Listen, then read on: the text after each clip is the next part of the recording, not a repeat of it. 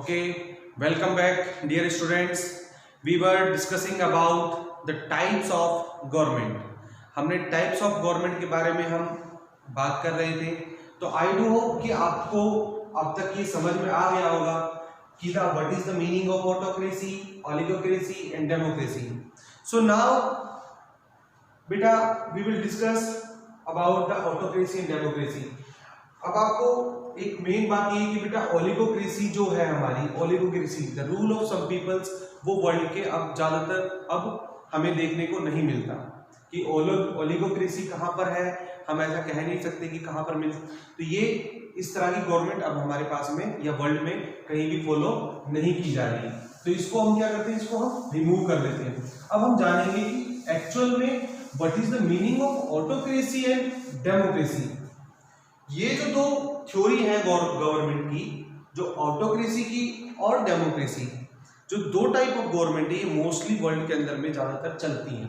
ठीक है, जैसे कि अगर आप कहें कि सर क्या ये अभी भी फॉलो की जाती है, मैं कहूंगा यस 101%. इसको सऊदी अरेबिया, ओमान, ठीक है, इस तरह की कंट्रीज के अंदर में आज भी इसको रन किया जाता है. लेकिन यहाँ पर इसका फीचर्स क्या होते हैं, इसको समझने का तरीका क्या है बेटा. देखिए, ऑल पावर रेस्टेड इन किंग्स. हमने समझा कि ऑल पावर रेस्टेड इन किंग. इसकी सारी शक्तियां क्या होती है, किंग के पास में होती है. अब किंग करता क्या है, किंग एक गवर्नमेंट बनाता है. ठीक है, क्या करता है, वो एक गवर्नमेंट बनाता है. अब इस गवर्नमेंट के, एवरी गवर्नमेंट के तो तीन होते हैं, फिर तीन ऑर्गन्स होते हैं. Every government has 3 organs. ठीक है बेटा. तो वो गवर्नमेंट करती क्या है, देखिए, लेजिस्लेटिव जो कानून बनाती है, एग्जीक्यूटिव जो कानून अप्लाई करती है, लॉज अप्लाई करती है, और जो न्याय देती है या जुडिशरी का काम करती है, न्याय देने का काम करती है. अब देखो, फर्स्ट ऑफ ऑल बेटा ध्यान देना बात को. मैंने कहा कि जो लेजिस्लेटिव जो कानून बनाती है, एग्जीक्यूटिव जो लॉज या कानून को इंप्लीमेंट करती है या लागू करती है, और जुडिशरी जो कानून जो गलत होने पर सही या गलत का फैसला करती है. तो ये गवर्नमेंट के 3 ऑर्गन्स होते हैं. लेकिन यहाँ पर क्या है बेटा, ये तीनों गवर्नमेंट, जो तीनों ऑर्गन्स है, उसकी जो गवर्नमेंट है वो किसके ऊपर में है, वो राजा के हाथ में. यानी राजा क्या है, वो पावरफुल है. यानी सारी की सारी जो 3 ऑर्गन्स है वो किसके अकॉर्डिंग काम करेंगे, राजा के अकॉर्डिंग काम करेंगे. राजा जो चाहेगा जो वही काम ये लोग करेंगे.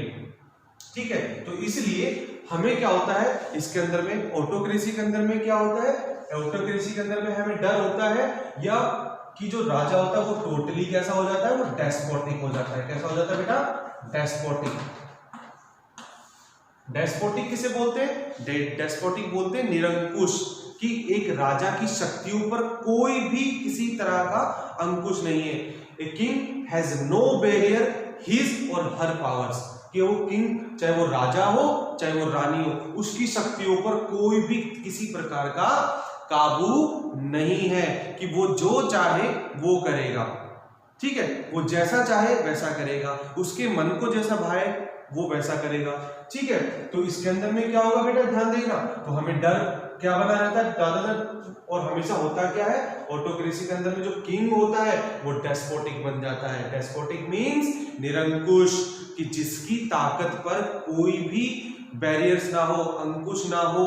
ए king has no barriers on his or her powers, चाहे वो राजा हो या रानी हो. मैंने राजा और रानी क्यों कहा बेटा, जैसे कि अगर आप फ्रांस की रेवोल्यूशन देखोगे, वहां पर फ्रांस की रेवोल्यूशन में तो क्या थे, लुईस द 16th राजा थे, लेकिन he got married with Australian princess. उन्होंने ऑस्ट्रेलियन प्रिंसेस के साथ में शादी की, जिसका नाम क्या था, मैरी एतोएनत. मैरी एतोएनत से उन्होंने शादी की. अब वो बात तो किंग की थी, लेकिन चलती किसकी थी, रानी की. और रानी इतनी डेस्पोटिक हो गई थी, कि उसने इन 3 ऑर्गन्स पर उन लोगों को बिठा दिया जो उसकी बटरिंग करते थे. तो ये क्या है, टोटल डेस्पोटिक हो गई. तो फ्रांस की रेवोल्यूशन होना था, बाकी था. तो इसके अंदर में क्या होता है बेटा, ये किंग की एक ऑटोक्रेसी गवर्नमेंट में होता है. ये जो ऑर्गन्स ऑफ गवर्नमेंट होते हैं, ये के ऊपर में सिरमौर कौन होता है, सबसे सुपीरियर कौन होता है, किंग होता है। ठीक है, आई होप कि ये बात आपको समझ में आई हो। अब now we are discussing about the democracy. अब डेमोक्रेसी में क्या होता है बेटा, डेमोक्रेसी ध्यान से सुनना, डेमोक्रेसी चलता है बेटा हमारा सेपरेशन ऑफ पावर्स में। डेमोक्रेसी में क्या होता है, पावर्स को क्या किया गया, वो सेपरेशन किया गया है, ये पावर्स अलग है, ये पावर बिल्कुल अलग है, ये पावर बिल्कुल अलग है, और ये पावर बिल्कुल अलग है। जो लेजिस्लेटिव है, जो कानून बनाने वाली शक्ति है, वो बिल्कुल अलग होगी, वो अपनी हद में काम करेगी या अपने दायरे में रह करके काम करेगी। एग्जीक्यूटिव अलग पावर है, ठीक है, और जुडिशरी अपना काम खुद करेगी। सपोज अगर ऐसा हो डेमोक्रेसी के अंदर में ये दोनों ही ऑर्गन्स करप्ट हो जाए, ये दोनों ही ऑर्गन्स क्या हो जाए, करप्ट हो जाए। करप्ट इन द सेंस कि दोनों ही अपने पावर का गलत इस्तेमाल करने लगे, तो क्या होगा, ये गवर्नमेंट, ये ऑर्गन, मैंने कहा ऑर्गन, ये जो ऑर्गन है ये इंडिपेंडेंटली इन दोनों गवर्नमेंट के ऊपर में एक्शन ले लेगा, इन दोनों ऑर्गन्स के ऊपर में क्या करेगा, एक्शन ले लेगा, और जिसकी भी गलती होगी उसको इंडिपेंडेंटली, बिना डर के, बिना फियरफुल के उनको सजा सुनाएगा। ठीक है, तो ये गवर्नमेंट क्या, ये बिल्कुल अलग है। अगर सपोज अगर ये अगर करप्ट हो जाए, वैसे तो बेटा आज तक ऐसा हुआ नहीं, ठीक है, हमारी इंडियन डेमोक्रेसी की अगर हम बात करें तो इंडियन डेमोक्रेसी के अंदर में ये कभी करप्ट नहीं हुआ। अगर सपोज अगर हो भी जाए तो ये दोनों मिलकर के इसको हटा देंगी, तो इसलिए क्या हुआ, तो यहां पर जीरो टॉलरेंस, यहां पर जीरो होते हैं, एस्पेक्ट्स होते हैं, जीरो वो होते हैं, क्या होते हैं, तरीके होते हैं कि यहां पर डेस्पोटिक होने के, यहां पर गवर्नमेंट डेस्पोटिक नहीं हो सकती, यहां पर गवर्नमेंट डेस्पोटिक नहीं हो सकती, और यहां पर ऑटोक्रेसी में डेस्पोटिक हो सकती है। आगे समझो बेटा, अब ये क्या है, ऑटोक्रेसी के अंदर में सेपरेशन ऑफ पावर है, सेपरेशन पावर होने के कारण यहां पर डेस्पोटिक होना नामुमकिन है, लेकिन यहां पर 101% मुमकिन है। अब आप कहोगे कि सेपरेशन ऑफ पावर, अब सबसे एक इंपॉर्टेंट बात है बेटा, उसको जानिए, क्या, देखिए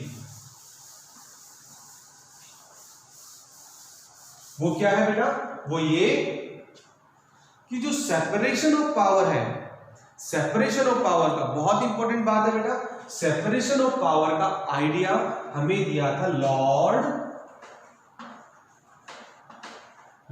मॉन्टेस्क्यू।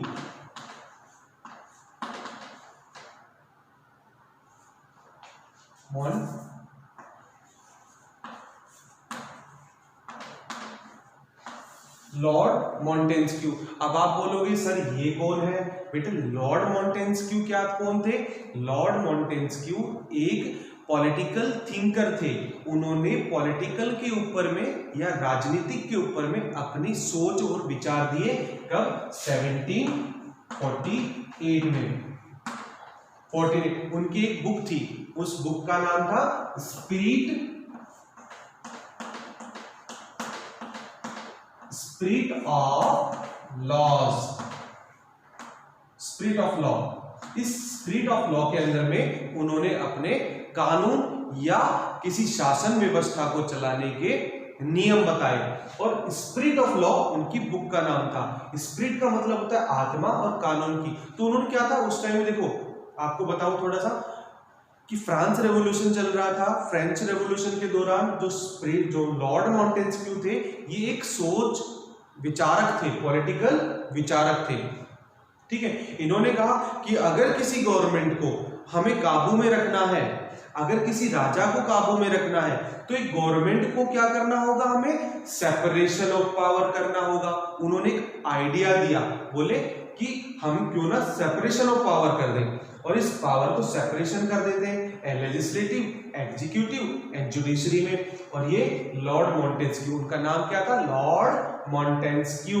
1748 में ये एक उनकी बुक आई थी, द स्पिरिट ऑफ लॉज, कि कानून की आत्मा। उन्होंने कहा था कि किसी अगर कानून को, अगर लॉज को बनाना है, तो हमें इसको सेपरेशन ऑफ पावर कर देना चाहिए, ताकि जो सेपरेशन ऑफ पावर है उसके अंदर में ज्यादा से ज्यादा है किसी भी गवर्नमेंट के डेस्पोटिक होने के 0% चांस होते हैं। अब देखिए बेटा, मैंने क्या कहा, मेन कारण क्या था।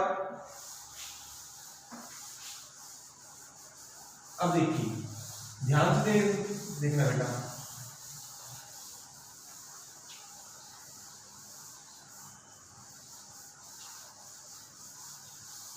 ये देखो, देखिए यहां पर क्या होता है बेटा कि ऑटोक्रेसी के अंदर में, ध्यान से सुना, ऑटोक्रेसी के अंदर में होते कौन है, ऑटोक्रेसी के अंदर में कौन होते हैं, ऑटोक्रेसी के अंदर में होते हैं, ऑटोक्रेसी के अंदर में कौन होते हैं, पीपल, इनके होते अंदर होते पीपल, पीपल होते हैं। ध्यान देना बेटा, ऑटोक्रेसी के अंदर में हमेशा पीपल होते हैं, और इन पीपल के अंदर में क्या होता है, देखिए इन पीपल्स में होता है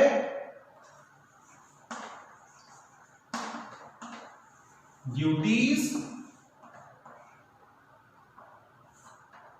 राइट्स, ठीक है। मैंने कहा जहां पर बेटा ऑटोक्रेटिक गवर्नमेंट होगी या ऑटोक्रेसी गवर्नमेंट होगी या राजा का शासन होगा, वहां पर लोगों, वहां पर जो प्रजा होगी, वहां पर जो लोग होंगे उनको बोला जाएगा पीपल्स, और उनके पास में क्या होती हैं, उनके पास में ड्यूटीज होती हैं लेकिन राइट्स नहीं होते, उनके पास में ड्यूटीज होती हैं, राइट्स नहीं होते, मींस कर्तव्य होते हैं लेकिन उनके पास में कोई अधिकार नहीं होता, क्योंकि उनको तो राजा ने कहा आपके ये कर्तव्य है, आपको ये करना है, आपको ये करना है, राजा सिर्फ हुक्म देते हैं और उस प्रजा को मानना पड़ता है, उस प्रजा को क्या करना पड़ेगा, मानना पड़ेगा। ठीक है, राजा का आदेश है, हमें ये करना है, हमें ये नहीं करना, हमें ऐसा करना है, राजा को हमें टैक्स देना है या हमें इस तरह से करना है, तो वो कर्तव्य है, वो ड्यूटीज हैं, लेकिन उनके पास में सेल्फ राइट नहीं होते, और अगर राइट्स होंगे भी तो बहुत नॉमिनल होंगे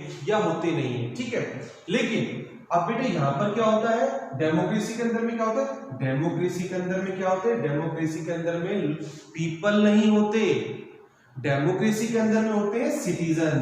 कौन होते हैं बेटा, सिटीजन,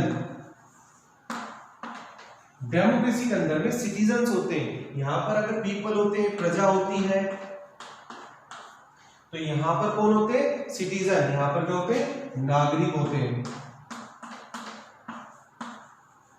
नागरिक होते हैं। अब बोला सर सिटीजन क्यों, क्योंकि सिटीजन्स के पास में क्या होती है बेटा, सिटीजन्स के पास में ड्यूटीज भी होती हैं और एंजॉय करने के लिए राइट्स भी होते हैं,